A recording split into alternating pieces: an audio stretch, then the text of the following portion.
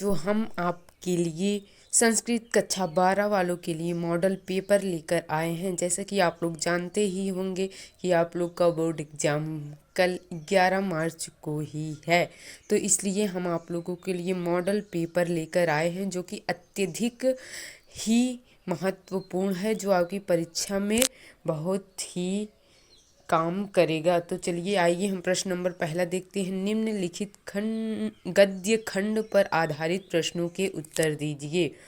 सातु समुत्थाय महाश्वेताम स्नेह निर्भरम कंठे जग्रा महाश्वेताप। यह इसका प्रश्न हम देखते हैं। आइए, उपयुक्त गद्यांश किस पुस्तक से लिया गया है? तो यह किस पुस्तक से? चंद्रापीठ कथा से लिया गया है और इसके लेखक हैं महाकवि बाण भट्ट। का महाश्वेताम स्नेह निर्भरम कंठे जग्राह, तो यहाँ पर कादम्बरी महाश्वेताम स्नेह निर्भरम कंठे जग्राह। सखी कादम्बरी भारते वर्षे राजा तारा पीडो नाम रेखांकित अंश का अनुवाद कीजिए। सखी कादम्बरी भारतवर्ष में एक राजा तारापीड नाम के राजा हैं। भारत में कौन सी विभक्ति है? तो इसमें सप्तमी विभक्ति है। आत्मजा का शाब्दिक अर्थ लिखिए। आत्मजा का शाब्दिक अर्थ होता है पुत्र। और एक अथवा करके भी दिया है, इसमें भी वही चंद्रपीठ कथा से ही पूछा जाएगा। तो इसका प्रश्न है, अस्य गद्यांशस्य प्रणेता महाकवि बाण भट्ट। दूसरा है, व्रजंतम चंद्रापीडम अबहिस्तुरांत का अनुव्रवाज। तो यहाँ पर महाश्वेता होगा। वाजिनम का शाब्दिक अर्थ लिखिए। वाजिनम का शाब्दिक अर्थ है घोड़ा। नृगत्य में कौन सा प्रत्यय है? तो इसमें ल्यप प्रत्यय है। प्राप्य महाश्वेता श्रम रेखांकित अंश का अनुवाद कीजिए। महाश्वेता के आश्रम पर पहुँचे। प्रश्न नंबर दूसरा, अपनी पाठ्य पुस्तक के आधार पर किसी एक पात्र का हिंदी में चरित्र चित्रण कीजिए। तो इसमें आप लोगों को अपनी पाठ्य पुस्तक के आधार पर ही चरित्र चित्रण करना है। इसमें महाश्वेता, वैशंपायन या चंद्रपीठ, आप लोग तीनों में से जिसका भी आता होगा उसी का अच्छे से कर सकते हैं। फिर उसके बाद प्रश्न नंबर तीसरा, बाण भट्ट की गद्य शैली की संक्षेप में हिंदी अथवा संस्कृत में विवेचना कीजिए। तो संस्कृत में आप लोग उतने अच्छे से लिख नहीं पाएंगे, तो इसलिए आप लोग इसका हिंदी में ही करना। मैंने अपने इसी चैनल पे एक वीडियो बनाया है बाण भट्ट की गद्य शैली पर, तो आप लोग वो जाके देख लीजिए और वैसे ही लिखना। तो चलिए आइए हम दूसरे प्रश्न की तरफ चलते हैं। केयूरका का आसित कादम्बरिया शिव का आसित। कादम्बरिया माता का आसित, इसमें सही आंसर है मदिरा। प्रश्न नंबर पांचवा, अधोलिखित में से किसी एक श्लोक की हिंदी में संदर्भ सहित व्याख्या कीजिए। तो यह दोनों ही रघुवंश महाकाव्य से आया हुआ है, तो आप लोग इसकी व्याख्या जरूर पढ़े होंगे, जरूर कर लेंगे। उसके बाद प्रश्न नंबर 6वां, अधोलिखित में से किसी एक श्लोक की संदर्भ सहित संस्कृत में व्याख्या कीजिए। आप लोग को संस्कृत में ही व्याख्या करना है। यह भी रघुवंश महाकाव्य से है, तो आप लोग संदर्भ में नाम भी लिखना रहता है, तो इसलिए आप लोग डालिएगा। फिर प्रश्न नंबर 7वां, कालिदास की काव्य शैली पर प्रकाश डालिए। तो कालिदास की काव्य शैली आप लोग जानते ही हैं, इतना इजी है, आप लोग लिख लेंगे। तो चलिए आइए हम प्रश्न नंबर 8वें की तरफ चलते हैं। प्रश्न नंबर 8वां, इक्ष्वाकु वंशे समुत्पन्नः बभूव दिलीपा रघु अजा सर्वे। इसमें सभी लोग इक्ष्वाकु वंश में जन्म लिए थे। नंदिनी कस्य धेनु आसीत। नंदिनी वशिष्ठ से धेनु आसीत, क्योंकि उन्होंने वशिष्ठ की धेनु थी और उन्हें वशिष्ठ ऋषि ने दिलीप को दिया था। प्रश्न नंबर 9वां, अधोलिखित में से किसी एक अंश की हिंदी में संदर्भ सहित व्याख्या कीजिए। रामांत्यर, ये आ और आ दोनों ही अभिज्ञान शाकुंतलम महाकाव्य से हैं, तो आप लोग लिख ही लेंगे, तो इजी ही है। फिर उसके बाद निम्नलिखित में से किसी एक सूक्ति की संदर्भ सहित हिंदी में व्याख्या कीजिए। न खलु धीमताम कश्चिद विषयो नाम ओदकांतम स्निग्ध जनु अनुगंतव्य अति स्नेह पाप संखी, ये तीनों ही अभिज्ञान शाकुंतलम से हैं।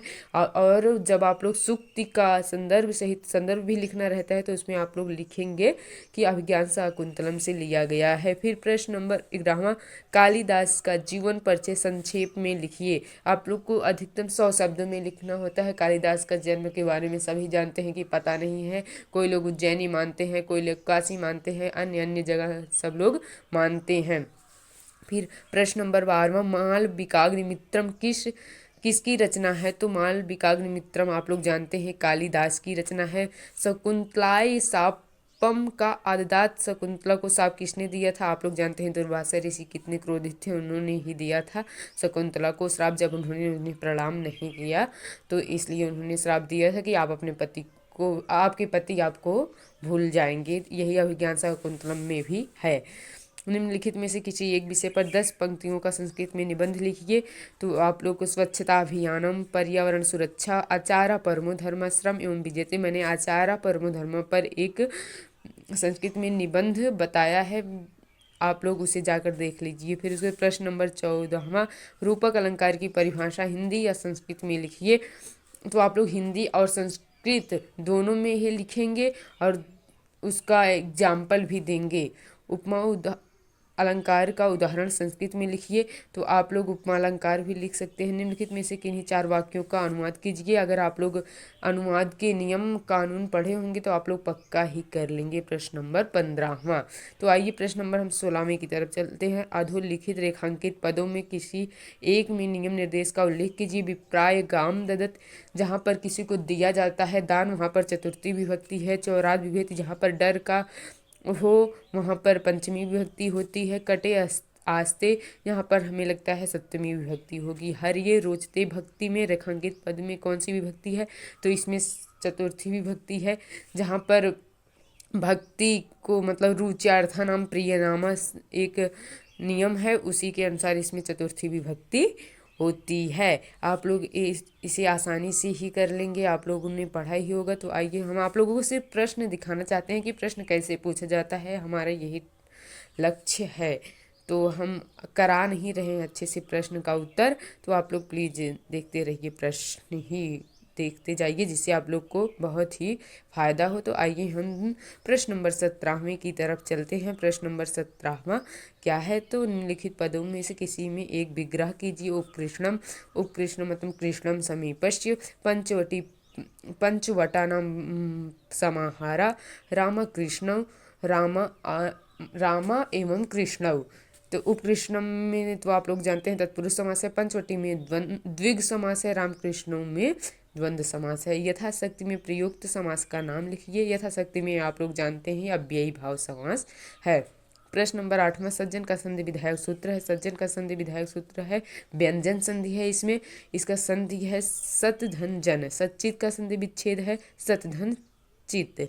वारिणा पद वारी प्रतिपादिक के किस विभक्ति एवं वचन का रूप है? तो इसमें चतुर्थी विभक्ति के रूप है।